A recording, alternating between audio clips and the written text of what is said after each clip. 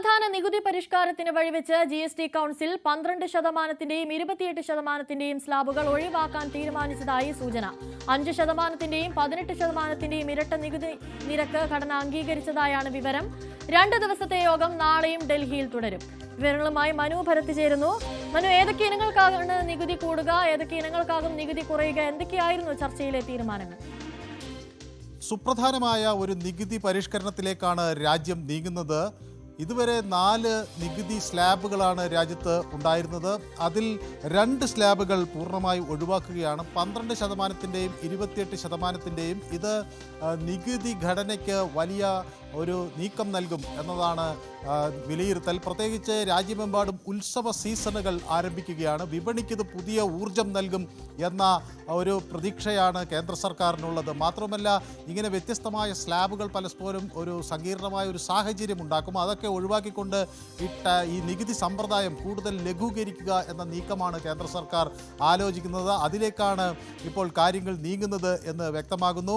ഏതായാലും ഈ തുണിത്തരങ്ങൾ, അതുപോലെ പാദരക്ഷകൾ തുടങ്ങി 2500 രൂപ വരെ വില വരുന്ന തുണിത്തരങ്ങൾക്കും പാദരക്ഷകൾക്കുമൊക്കെ നികുതി കുറയും. 5% നികുതി പരിധിയിലേക്ക് അത് എത്തും എന്നാണ് മനസ്സിലാകുന്നത്. ഇൻഷുറൻസിൽ വലിയ നികുതി ഇളവുകൾ ഉണ്ടാകും. ഇൻഷുറൻസ് പ്രീമിയത്തിൽ, പ്രത്യേകിച്ച് മുതിർന്ന പൗരന്മാരുടെ ഇൻഷുറൻസ് പ്രീമിയത്തിൽ പൂർണ്ണമായും നികുതിയിൽ നിന്ന് ഒഴിവാക്കണം എന്നതിനെക്കുറിച്ചുള്ള ആലോചനകൾ പുരോഗമിക്കുന്നു. ജീവൻ രക്ഷാ മരുന്നുകളെ നികുതി പൂർണ്ണമായും ഒഴിവാക്കുന്ന നിർദ്ദേശങ്ങൾ നേരത്തെ തന്നെ ഈ കൗൺസിലിന് ലഭിച്ചിരുന്നു. അത്തരം ഒരു ജനകീയമായ ഒരു തീരുമാനം നികുതി ഘടനയിൽ വരുന്നു എന്ന സൂചനകൾ കൂടിയാണ് നൽകുന്നത്. പക്ഷേ ഇത് ഉണ്ടാക്കാൻ പോകുന്ന ഒരു വലിയ പ്രതിസന്ധി സംസ്ഥാനങ്ങൾക്കാണ് എന്ന കാര്യത്തിൽ തർക്കമില്ല. സംസ്ഥാനങ്ങളുടെ നികുതി വരുമാനത്തിൽ ഗണ്യമായ കുറവുണ്ടാകും.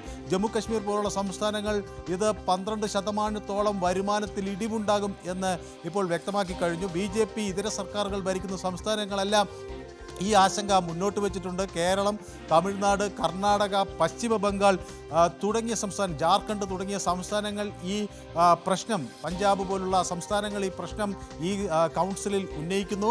ഇതിൽ എന്തെങ്കിലും തരത്തിലുള്ള ഈ നികുതി കുറവുണ്ടാകുമ്പോൾ എന്തെങ്കിലും തരത്തിലുള്ള നഷ്ടപരിഹാരങ്ങൾ വേണം, അധിക സെസ്സുകൾ ഏർപ്പെടുത്താനൊക്കെയുള്ള സാഹചര്യം വേണം എന്നൊക്കെയുള്ള ആവശ്യങ്ങൾ മുന്നോട്ട് വയ്ക്കുകയാണ്. ഏതായാലും രാജ്യത്തെ പൗരന്മാർക്ക് വലിയ തോതിലുള്ള ഒരു നികുതി ഇളവിൻ്റെ പ്രഖ്യാപനമായിരിക്കാം ഈ 56ാമത് GST കൗൺസിലിൽ നിന്നുണ്ടാകുക എന്ന കാര്യത്തിൽ തർക്കമില്ല. പക്ഷേ അത് സാധാരണക്കാരിലേക്ക് എത്താൻ BJP ഇതര സർക്കാരുകളുള്ള സംസ്ഥാനങ്ങളിൽ സാധ്യമാകുമോ എന്ന ഒരു വലിയ ചോദ്യം അവിടെ നിൽക്കുന്നു. കാരണം സംസ്ഥാനങ്ങളുടെ സാമ്പത്തിക ഭദ്രതയെ അത് ബാധിക്കും എന്നാണ് ധനമന്ത്രിമാർ ചൂണ്ടിക്കാണിക്കുന്നത്. അവർക്ക് ആവശ്യത്തിനുള്ള സാമ്പത്തിക വരുമാനം ഉണ്ടാകില്ല.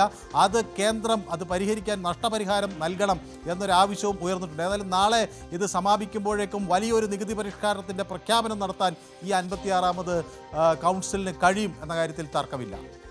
ശരി, മനു ഭരതാണ് വിവരങ്ങൾ.